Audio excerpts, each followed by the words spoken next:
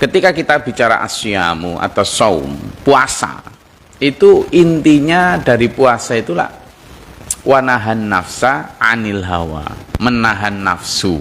Ya, jadi menahan diri dari nafsu. Lah kita menyambut Ramadan itu kira-kira dalam ini yang di depan saya ini. Kira-kira selama ini ketika menyambut Ramadan itu bayangan kita itu apa? Menyusun menu buka? Hah?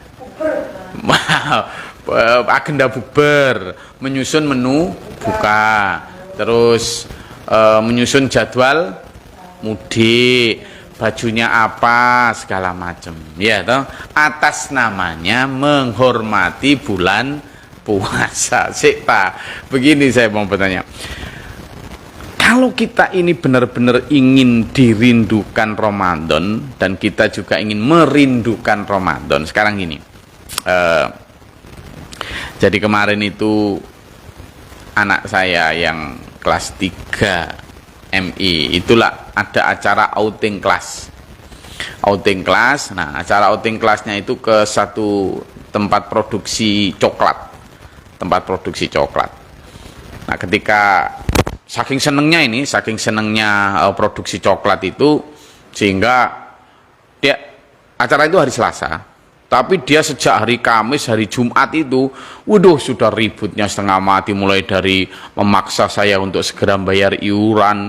Abi punya enggak sih uang segitu dan sebagainya. Sampai macam-macam. Sampai hari Sabtu itu juga gitu. Hari Selasa masih lama enggak? Saya bilang, loh kenapa? Kok masih lama ya? Enggak sabar nunggu hari Selasa. Padahal itu hanya acara apa? Acara berkunjung ke rumah produksi coklat, dan nanti di sana itu dijanjiin hanya dikasih coklat segini loh. Itu excitingnya, begitu antusiasnya luar biasa. Wes malam, jadi ini Senin, besok malam itu saya biasanya berdiam diri di masjid gitu. Dia tidak mau diajak, besok saya ketinggalan jam 7, saking excitednya, begitu tertarik. Nah, sekarang coba kita refleksikan, saya, dulur-dulur semua dimanapun berada, menyambut Ramadan, apakah sudah se-exciting Mbak Jiza tadi itu ketika hendak berkunjung ke rumah coklat tadi? Artinya ketika seorang anak kecil diiming-iming bahwa akan dapat coklat dan bisa melihat proses membuat coklat itu sesuatu yang amazing, sesuatu yang luar biasa, sesuatu yang sangat menarik. Lah kita sekarang diiming-iming bahwa akan bertemu Ramadan, insya Allah sepekan lagi, tanggal 2 insya Allah sekitar. Dan kita diiming-iming apa? Mardotillah. Kita diiming apa? Berkah. Kita diiming-iming apa? Maghfirah. Kita diiming-iming apa? Hikmah. Saya mau tanya, hikmah, maghfirah, mardotillah, maupun berkah, ini kira-kira kelihatan nggak? Barang-barang yang diiming-imingkan ini kelihatan enggak? Enggak ada kelihatan. Itulah kenapa dalam orang beriman itu alladzina yu'minuna bil ghaibi. Orang-orang beriman itu percaya terhadap al-ghaib. Loh, berkah enggak kelihatan, maghfirah juga enggak kelihatan, hikmah juga enggak kelihatan, apa ridho Allah mardotillah juga enggak kelihatan dulu. Kalau tadi anak saya yang kelas 3 tadi itu coklat kelihatan, pondok kopi kelihatan, lah ini kita enggak. Itulah mungkin ya kenapa kita seringkali salah di dalam meniatkan menyambut Ramadan itu. Memang sih kalau di lini masa, di medsos atau apa itu kata-katanya, wih ndak sabar nunggu bulan Ramadan, wih sebentar lagi. Yang zaman bayangkan apa? Itu dulu. Nah itulah karena saya ajak reorientasi. Nah coba kita gali kembali gini dulu. Ketika kita puasa, kita itu seringkali salah langkah, salah di dalam menjalani. Buktinya apa? Gini, puasa itu seperti yang saya bilang tadi, intinya adalah wanahan nafsa anil hawa, menahan hawa nafsu. Dan hawa nafsu yang paling kelihatan, yang dicegah adalah makan dan minum. Nah sekarang kita lihat, puasa itu adalah menahan tidak makan tidak minum, mulai dari terbit fajar ya, mulai dari imsak itu sampai nanti terbenam matahari. Menahan makan dan minum, tidak makan dan minum. Itu yang paling pertama. Ada juga untuk tidak berhubungan suami istri dan sebagainya. Tapi yang paling utama adalah makan minum. Artinya ada hikmah. Kalau di dalam ada satu kitab namanya Hikmatut Tasyri' wal Falsafah, bahwa setiap tasyri' atau syariat itu mesti ada hikmah dan ada falsafahnya. Satu di antara hikmah dan falsafah puasa itu adalah menumbuhkan empati. Bagaimana kita memiliki sense of crisis, memiliki kepekaan krisis atau kepekaan sosial, sense of crisis, sehingga kita diminta berlapar-lapar diri, menyengaja berlapar diri untuk bisa merasakan laparnya orang-orang yang kelaparan bukan karena sengaja, tapi karena memang nggak mampu beli makan, nggak mampu beli beras, nggak mampu memberi makan anak istrinya. Masa ada? Lu ada dulur. Jadi saya di Denpasar itulah diamani Allah untuk merawat. Ya ada anak yatim piatu, ya ada miskin dan sebagainya, anak-anak. Dan ada sebagian di antara mereka itu yang memang ya keluarganya memang tidak benar-benar tidak mampu untuk cari makan hari ini aja, tidak mampu lah. Kemarin ada yang nggak kerasan kemudian pengen pulang, dibilangin sama orang tuanya, nah aku untuk makan sendiri aja loh, udah kamu di sana aja. Kondisi semacam itu banyak, dan kita Ramadan itu diminta untuk menumbuhkan sense of crisis tadi, diminta untuk belajar menumbuhkan kepekaan sosial dengan cara berlapar-lapar sengaja loh. Di situ jadi ada niat, ada cara, ada tujuan. Niatnya adalah untuk mencari ridha Allah, caranya dengan cara berpuasa, berlapar ria, tujuannya agar menumbuhkan sense of crisis. Jadi niatnya adalah niat untuk mencari ridho Allah, caranya dengan cara berlapar puasa, tujuannya untuk menumbuhkan kepekaan sosial.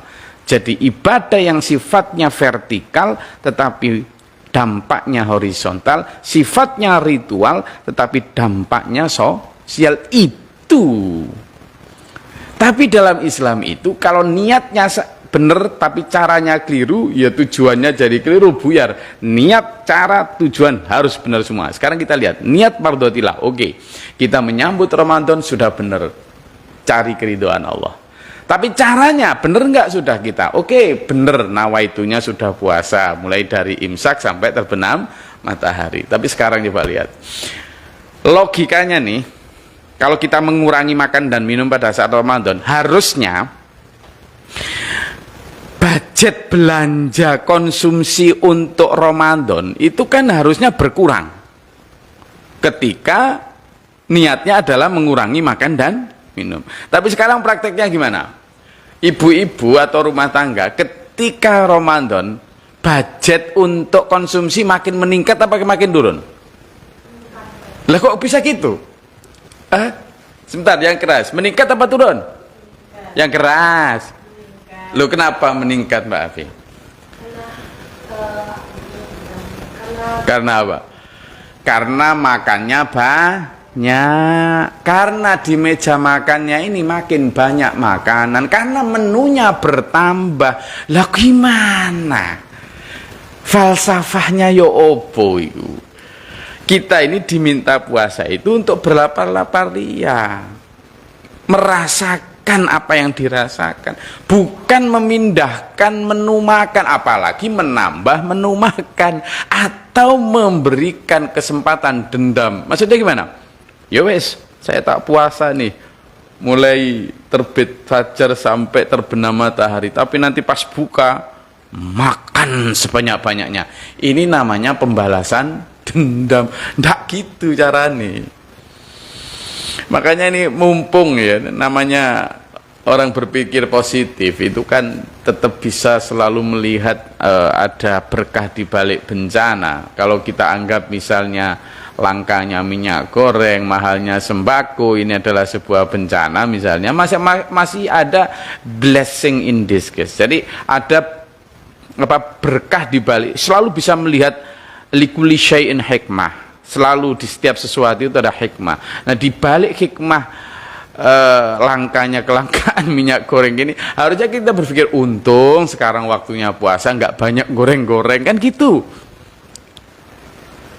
Harusnya begitu dulu. Jadi kalau kita mau mendapatkan hikmah Ramadan, harusnya kita mampu menjadikan meja makan kita ini seperti meja makannya Rasulullah. Rasulullah lo tidak punya meja makan. Rasulullah tidak punya.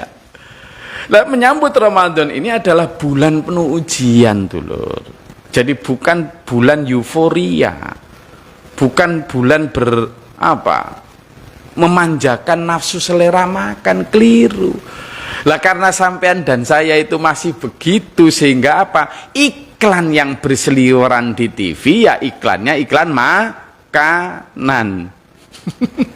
Gus kan menghormati bulan Ramadan. Pertanyaan saya, ketika sampean dan saya nyuapi mulut kita dengan makanan yang lebih enak, lebih lezat, itu sebenarnya menghormati Ramadan atau menghormati mulut kita? Menghormati mulut. Jangan kambing hitamkan Ramadan. Kenapa? Karena makanan buat Ramadan, kalau kita memang ingin menghormati Ramadan, yang disenangi menu-menu yang disenangi Ramadan itu apa? Tahajud, tarawih, ya toh, tahajud atau tarawih, tadarus, apa lagi? Silaturahmi, dakwah, tarbiyah, ngaji, kajian, sedekah. Itu menu-menu yang disukai Ramadan. Kalau mau menghormati Ramadan, that's activity. Itu aktivitas yang harusnya kita suguhkan untuk Ramadan. Lah kalau kemudian aktivitas kita adalah memperbanyak menu makanan kita, sehingga makanan kita begitu banyak di saat yang kemudian ada orang lain yang masih kelaparan, sebenarnya kita tidak sedang menghormati Ramadan, tetapi kita sedang menghormati dan melepaskan nafsu bahimah kita. Dulur, saya tidak sedang mengatakan bahwa semua kita begitu, tapi ini refleksi untuk menyambut Ramadan agar dapat betul tadi itu niat kita mendapatkan mardhatillah, barokah, hikmah, maufirah, dan semuanya tadi berkah. Itu adalah sesuatu yang nggak kelihatan. Dan itu harus kita raih, niatnya dapat itu. Tapi caranya gimana? Dengan cara berlapar tadi. Caranya gimana? Dengan cara tadarus. Caranya gimana? Dengan cara tarawih. Caranya gimana? Dengan cara sedekah. It's okay kalau kita mau memperbanyak belanja makanan, tetapi bukan untuk diri kita, tetapi untuk mereka yang lapar. Kita tetap harus belajar lapar. Ada satu peperangan di masa Rasulullah yang terlaksana itu waktu Ramadan. Dan Rasulullah saking laparnya pada saat mau buka puasa, tidak ada yang dimakan, tidak ada yang untuk buka. Perut beliau itu diganjal batu. Ketika ternyata para sahabat dibuka, bajunya juga ada yang diganjal batu sampai 2. Padahal bulan Ramadan. Rasulullah tidak minta rukhsah. Nah, nanti tentang rukhsah di bulan Ramadan insya Allah kita bahas pekan depan. Tapi kali ini saya ingin betul-betul fokus pada itu. Ayo kita menyambut Ramadan. Silakan, tidak apa-apa kalau memang budget konsumsi meningkat, tetapi bukan untuk kita, tetapi untuk mereka yang kelaparan. Sehingga cara untuk menyambut Ramadan dengan cara banyak bersedekah, bukan untuk diri kita. Kalau kita yang mampu, ayo sekali lagi niat dan cara serta tujuan dibetulkan lagi, bahwa sungguhnya sekali lagi niatnya adalah untuk mencari mardhatillah, caranya dengan cara berpuasa, bersedekah, tadarus dan lain sebagainya. Tujuannya apa? Untuk meningkatkan sense of crisis kita, kepekaan sosial kita, empati kita. Saya rasa itu dulur, sehingga ibadah transenden benar-benar berdampak pada ibadah yang sifatnya hablum minallah wa hablum minan nas. Ibadah ritual berdampak pada ibadah sosial, vertikal berdampak pada horizontal. Ya, saya rasa itu kajian kita pada malam hari ini. Sampai bertemu pekan depan, dan insya Allah pekan depan kita sudah mulai tarawih sehingga sudah masuki bulan Ramadan. Insya Allah saya akan lebih sering menemani dulur-dulur semua, baik pada saat buka maupun pada saat sahur. Semoga dulur-dulur mendapatkan mardhatillah, rahmah dan barakah serta maufirah di bulan Ramadan dan diberikan kekuatan. Makanya satu pekan ke depan jaga jasmani, jaga rohani, fisik maupun mental harus kuat, siap. Terima kasih, mudah-mudahan bermanfaat dan berfaedah. Billahi taufiq wal hidayah. Wassalamualaikum warahmatullahi wabarakatuh.